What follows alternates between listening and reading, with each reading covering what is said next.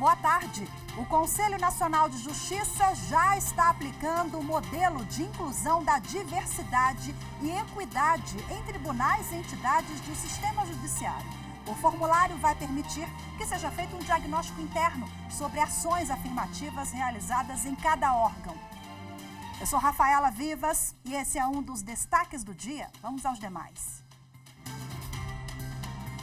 Plenário virtual. Supremo Tribunal Federal começa a analisar ação penal contra mais 6 pessoas acusadas de envolvimento nos atos antidemocráticos de 8 de janeiro. Tribunal Superior do Trabalho decide que engenheiro civil vai ser indenizado por usar equipamento pessoal para trabalhar. E ainda, suspeita de garimpo ilegal. Polícia Federal destrói 9 dragas no Rio Amazonas.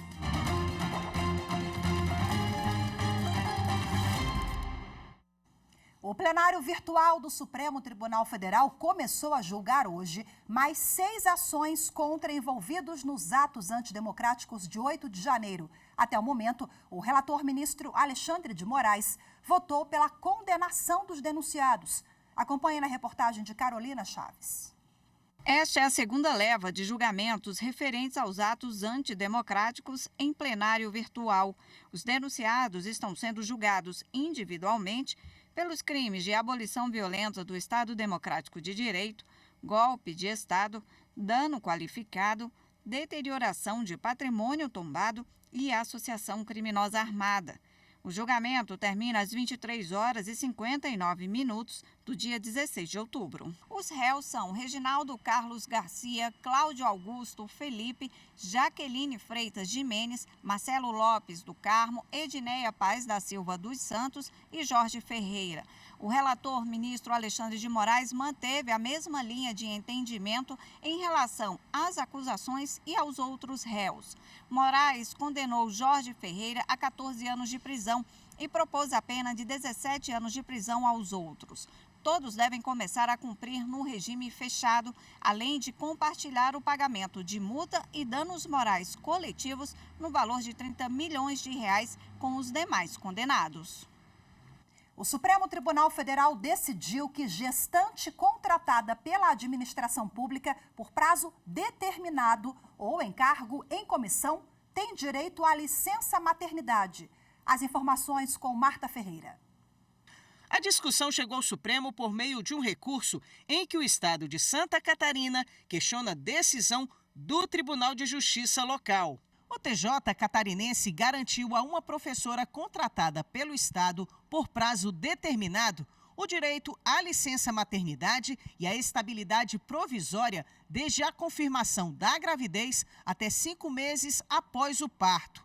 O estado alegou que esse tipo de contrato não prevê tais benefícios. O processo tem repercussão geral reconhecida, ou seja, a decisão tomada vale para todos os casos do tipo no país. O relator do recurso é o ministro Luiz Fux. Ele lembrou pesquisas feitas em outros países sobre garantias às gestantes e também a jurisprudência do Supremo Tribunal Federal. Ao final, decidiu que o benefício da licença maternidade a essas gestantes contratadas, ainda que de forma temporária, é uma exigência da Constituição à luz do princípio da isonomia. Deveras há de se aplicar à discussão o princípio da igualdade, pois que, demonstrada a proteção constitucional às trabalhadoras em geral, prestigiando o princípio da isonomia, não há de se falar em diferenciação entre modalidades contratuais de servidoras públicas gestantes e as demais. É nesse sentido que, no caso subexame, o reconhecimento das servidoras ocupantes de cargo em comissão ou em trabalho temporário, no âmbito da concessão da licença maternidade e da estabilidade provisória, tem o condão de fortalecer o direito à igualdade material. Assim, votou no sentido de que a trabalhadora gestante tem o direito de licença maternidade e a estabilidade provisória, independentemente do regime jurídico ou administrativo do contrato. O plenário, por unanimidade, seguiu o voto do relator com a seguinte tese de repercussão geral. A trabalhadora gestante tem direito ao gozo de licença maternidade e à estabilidade provisória, independentemente do regime jurídico aplicável, se contratual ou administrativo, ainda que ocupe cargo em comissão ou seja contratada por tempo determinado. O princípio da insignificância pode ser aplicado a contrabando de até 1.000 maços de cigarro. O entendimento foi definido pela terceira sessão do Superior Tribunal de Justiça. Mais informações com Jéssica Castro. Em julgamento de recursos repetitivos a respeito do tema 1143, o ministro Sebastião Reis Júnior, cujo voto prevaleceu no colegiado, explicou que introduzir clandestinamente cigarro pela fronteira brasileira constitui crime de contrabando e lembrou que o Brasil é signatário da Convenção Quadro para o Controle do Tabaco, que determina a repressão do comércio ilícito de produtos de tabaco, inclusive o contrabando.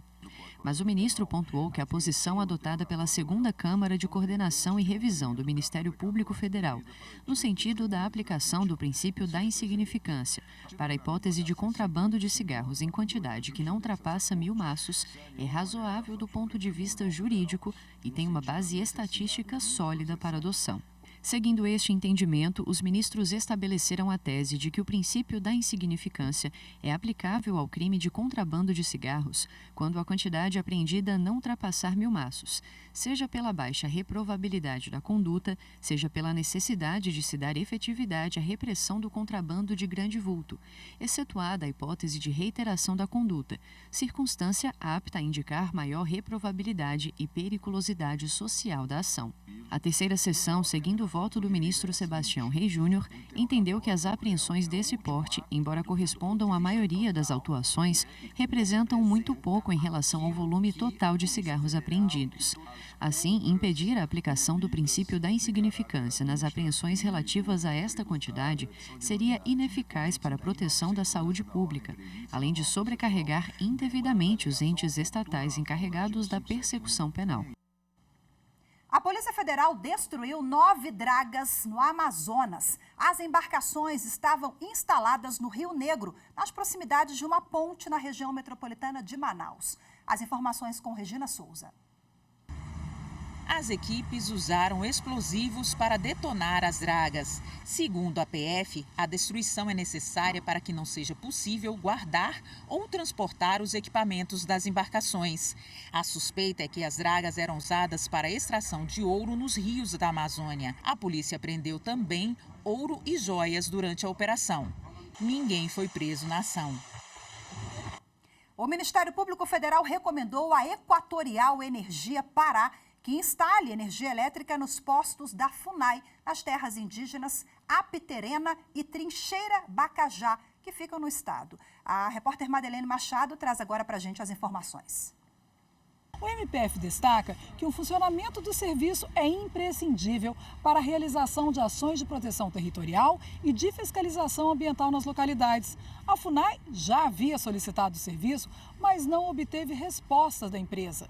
Sem a disponibilização da energia elétrica, os trabalhos de enfrentamento ao desmatamento e de desmobilização de invasores que entraram e se apossaram criminosamente dessas terras ficam comprometidos. A seguir, vamos falar sobre a aplicação do modelo de inclusão da diversidade e equidade pelo Conselho Nacional de Justiça em tribunais de todo o país. Os detalhes em instantes, voltamos já.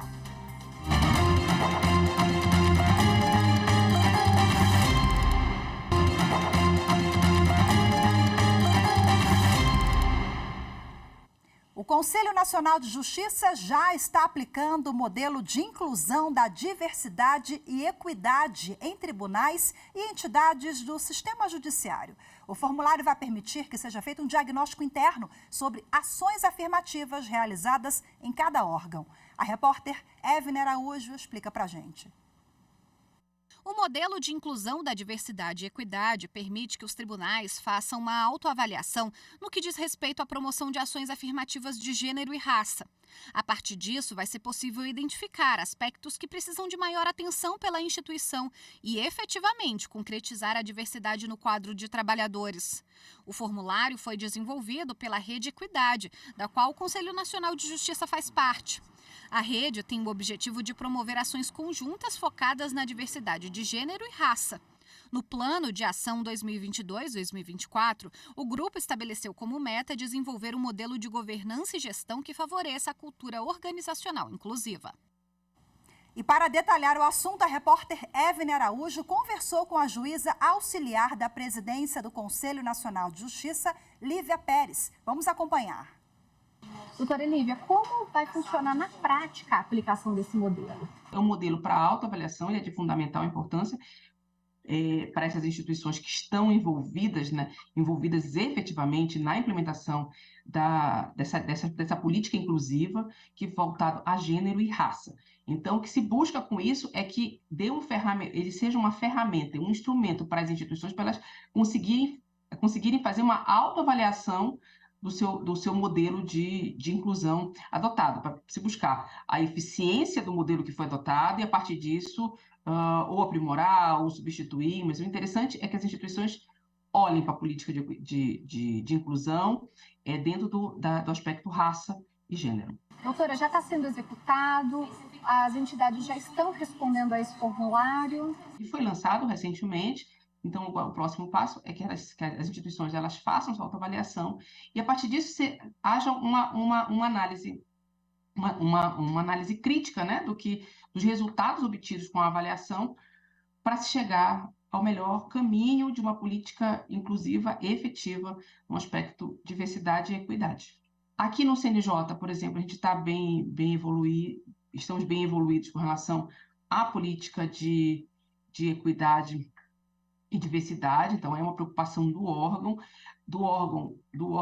na sua atuação primeira, né, enquanto instituição, mas também enquanto gestor da política judiciária, então enquanto gestor dos demais órgãos do Poder Judiciário. Doutora, as próprias instituições fazem a avaliação dos resultados, o CNJ tem participação também nessa equiparação de dados para mostrar se é um tribunal equânime, se é uma entidade equânime.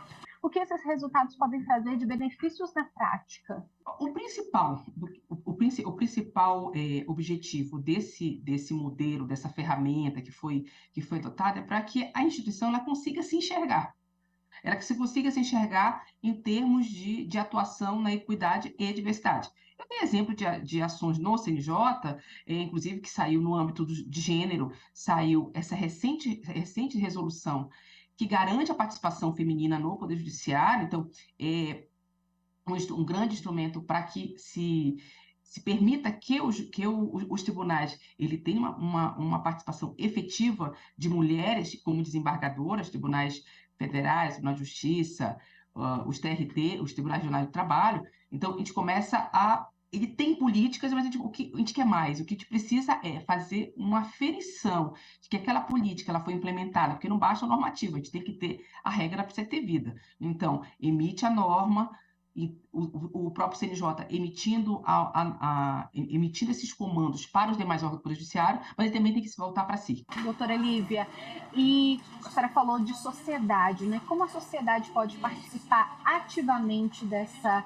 rede de equidade, né? Porque as entidades discutem isso, mas a sociedade também precisa participar ativamente, né? A sociedade ela vai conseguir aferir como é que está o nível de promoção da equidade e diversidade no órgão a partir do momento em que os dados serão divulgados. Essa rede de equidade é uma rede que as instituições elas acabam participando por meio de um acordo de cooperação técnica. Então, a sociedade civil em si, ela não consegue participar da rede, mas ela consegue acompanhar o trabalho da rede. Então, a partir do momento que essa autoavaliação ela vai ser realizada e os resultados serão divulgados, a sociedade consegue acompanhá-los. Doutora Lívia, existe alguma previsão de um balanço geral sobre os participantes dessa rede e do preenchimento desse modelo? Muito recente, mas a ideia sim que tem o balanço. Esse balanço, então, o primeiro passo é que as instituições elas façam a autoavaliação, e a partir dessa autoavaliação, que vai servir para a própria instituição, mas isso vai ser levado para a rede também. Então, a rede de equidade ela vai conseguir enxergar o comportamento de todas as instituições que fazem parte, né, que a compõem, e, a partir disso, traçar os próximos passos e as implementações necessárias. Doutora Lívia Pérez, muito obrigada pela participação conosco aqui no Jornal da Justiça. Nós que agradecemos, Evelyn. A seguir, Tribunal Superior do Trabalho decide que engenheiro civil vai ser indenizado por usar equipamento pessoal para trabalhar. As informações em instantes, voltamos já já.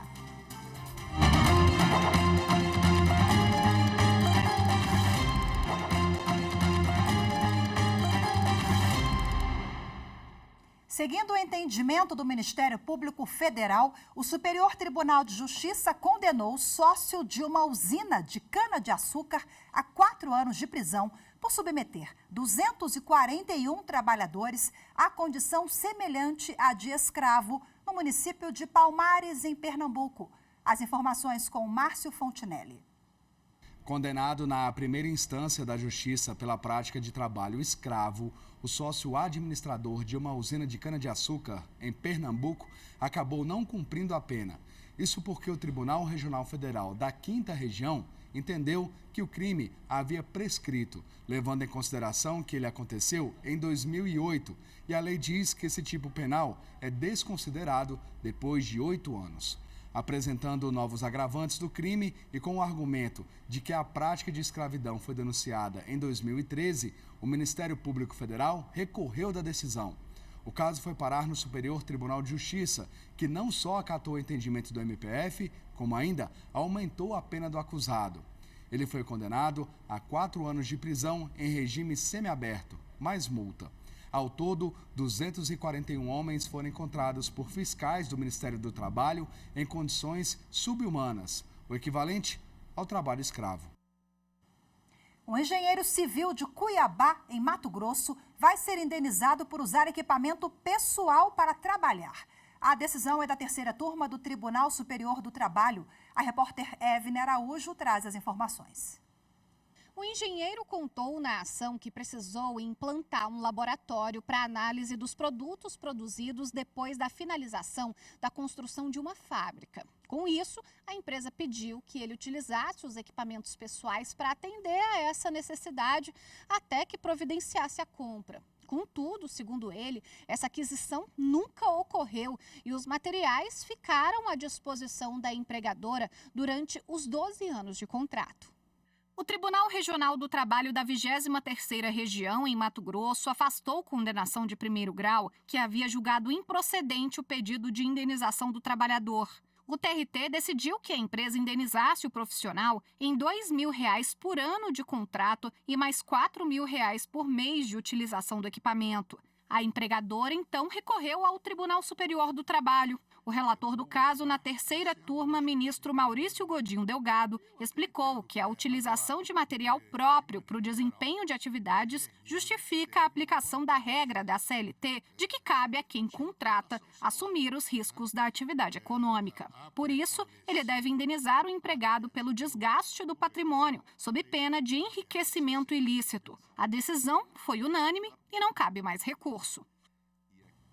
Ano que vem tem eleições municipais para prefeitas, prefeitos, vereadoras e vereadores. E a Justiça Eleitoral já começou a distribuir as urnas eletrônicas que serão usadas em todo o país. O repórter Rimac Souto visitou a fábrica das urnas em Ilhéus, na Bahia, e mostra agora como funciona toda essa logística. Daniel Silva é caminhoneiro há 18 anos. Daniel, vai pegar a estrada, vai levar mais uma carga? Sim, vem cá que eu vou te mostrar.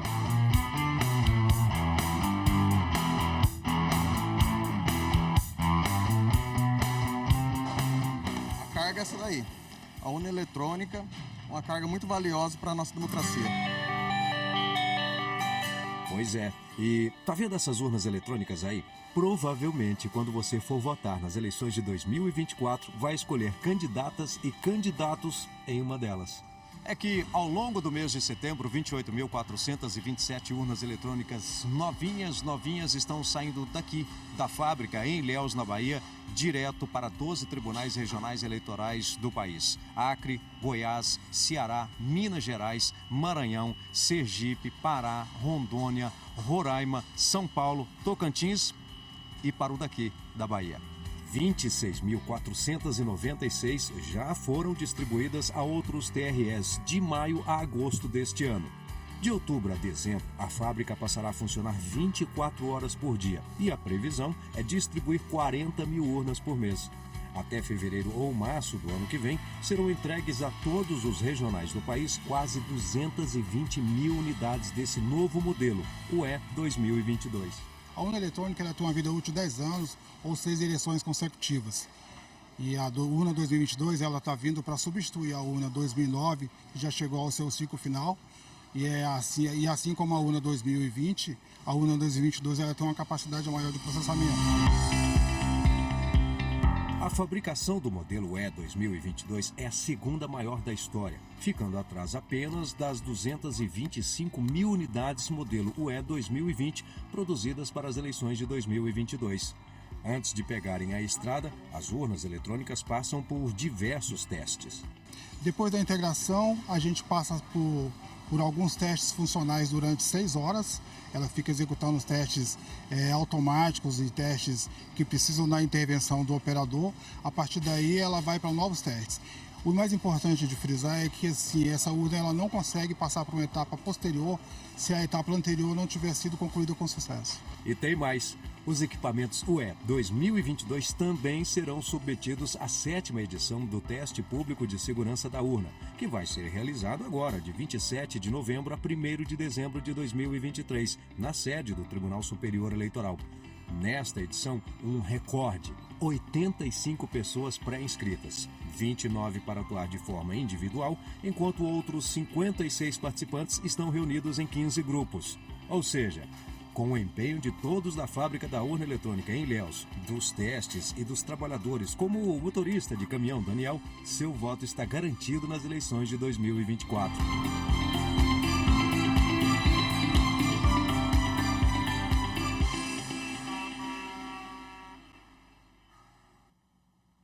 E o TSE é finalista do 21º Prêmio de Comunicação e Justiça 2023. A iniciativa reconhece ações voltadas ao desenvolvimento da cidadania e inclusão social que aproximam as instituições públicas dos cidadãos.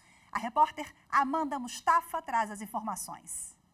2 iniciativas da Corte Eleitoral disputam o prêmio.